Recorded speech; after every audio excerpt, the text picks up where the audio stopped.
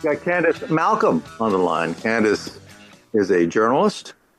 She founded Juno News and True North Media. And, she's been posting. She's been very busy online. She's also a mom of 4 kids, by the way. Candice, welcome to the show. Great to be here, Marc. Thanks for having me. Just reading your post this morning. It isn't just Rachel Gilmore and Cult Montreal. It's the entire Canadian media establishment. They are bigots. They hate Christians. They loathe conservatives. I think this is probably the hardest hitting thing I've seen from you in the way of posts. Or you go on to say they promote hate and lies about us. They exist in the illiberal, woke fringes of society where our words are violent and their violence is justified. They ignore the cold-blooded assassin, a fellow traveler fueled by their cultish ideology, and focus on our grief, calling peaceful vigils anger and celebrations of Charlie's life and legacy vengeance. The Canadian media establishment is the most serious threat to our country and our future. We cannot stop until every Canadian knows this truth and sees the light. And you were responding to a CTV story with this headline: right-wing anger surges as Kirk's killing fuels calls for vengeance. It's just, to me, it was almost laughable when I read that.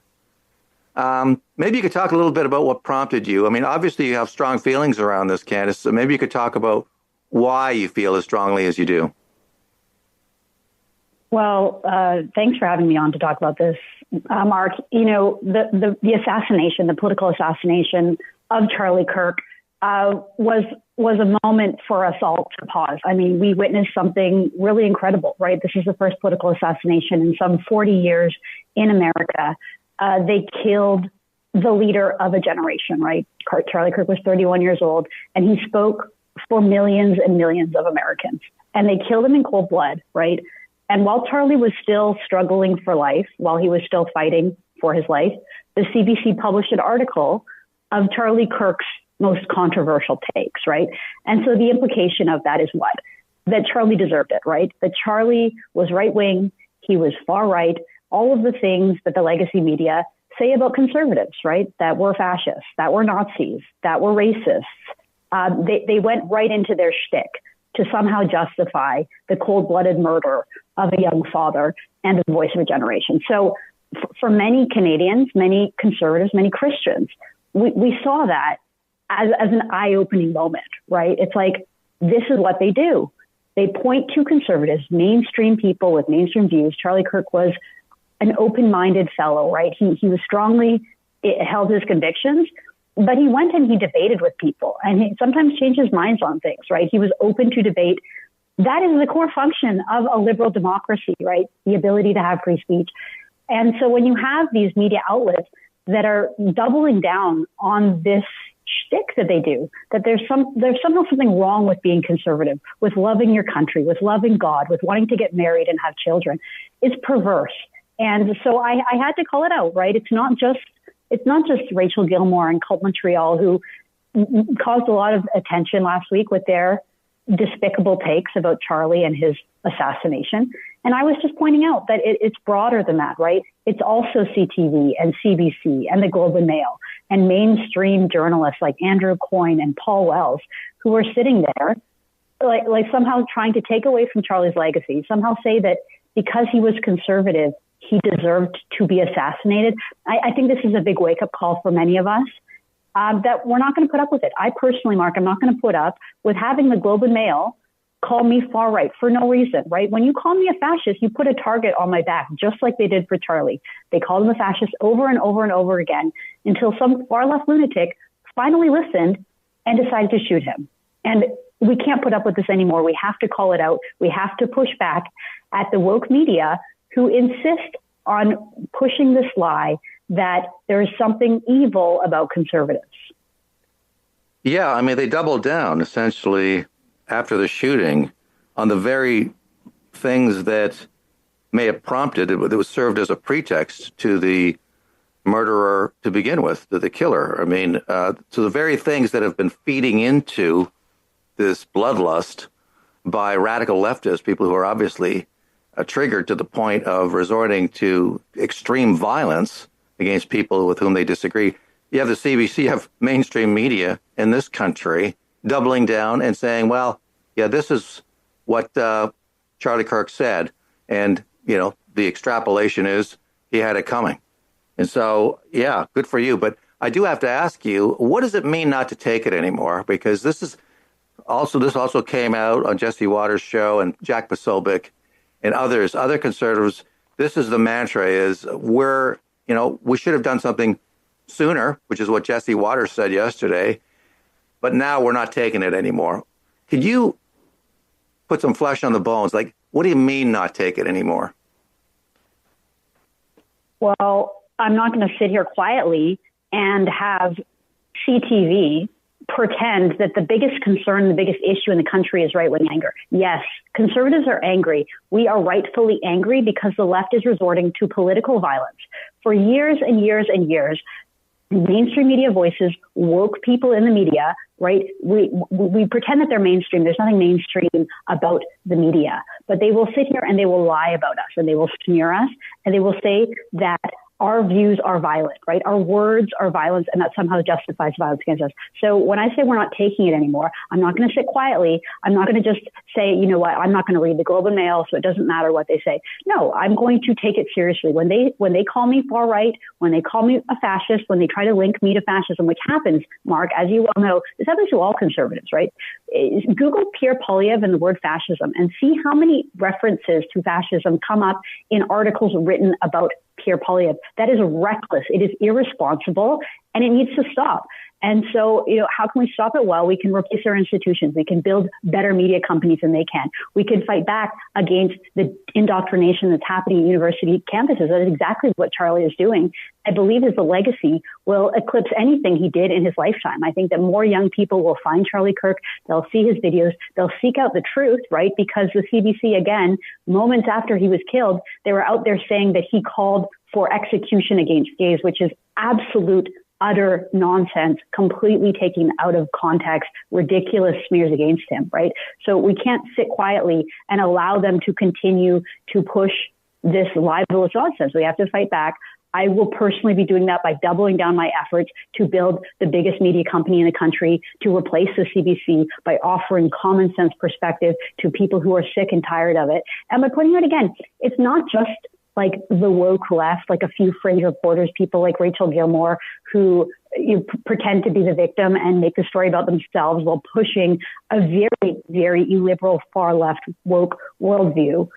And then, she's not out on the fringe. Actually, she holds the same views as most, if not many, of the reporters in the country, even people who are not opinion journalists who are just writing the news. It's always infused with the woke ideology.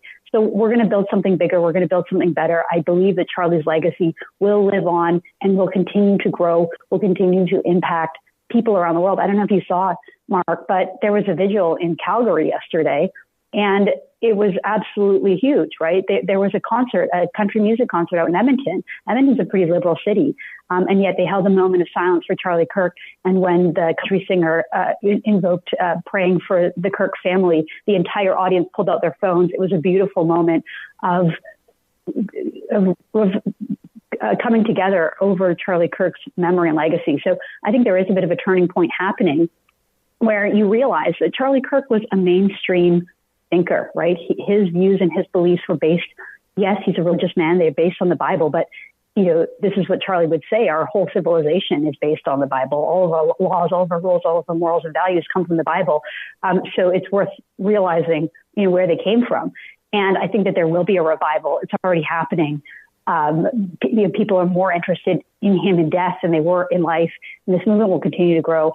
I think we are reaching a turning point where we just don't want to have left infused politics being shoved down our throats all the time. People are realizing how sick it is that people on the left are congratulating and cheering on the political assassination of someone just because they didn't agree with some of his positions. I mean, that's an attack on the very heart of our civilization. Our civilization is based on the idea that we can have free and open discourse. When you kill someone, when you shoot them in the neck, it's very symbolic, taking away their voice. That is an act of war against our civilization. Everyone should condemn that. And if you can't find the will to condemn them, there's something wrong with you.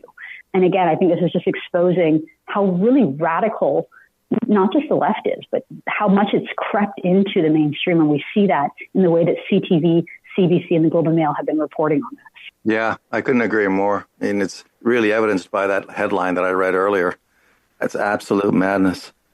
And people are going to have to look at themselves and ask very seriously whether or not the political extremists are on the left. I mean, it's so often the case where they accuse others of being extremists when in fact what we're seeing is extremism, dangerous extremism on the left. We're seeing it evidence now. And then they come out now, some of the people on the left are saying, well, let's bring down the temperature, let's cool things down. Everybody's to blame. It's both sides here. They both need to tamp things down. I'm going, it's not both sides. It's your side. That's why we are where we are.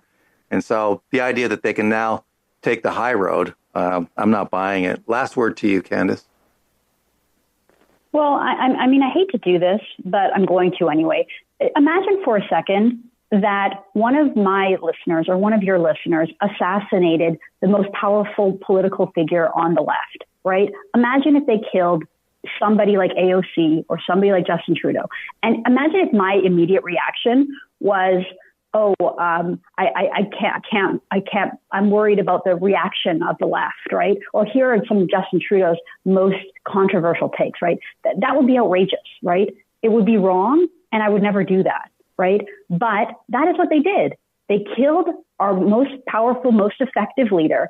And before he had even been pronounced dead, the left were already promoting and saying, look at his controversial takes, and saying, aren't you worried about right-wing anger and right-wing violence now? It's like, no, we have to stop for a moment and recognize what happened.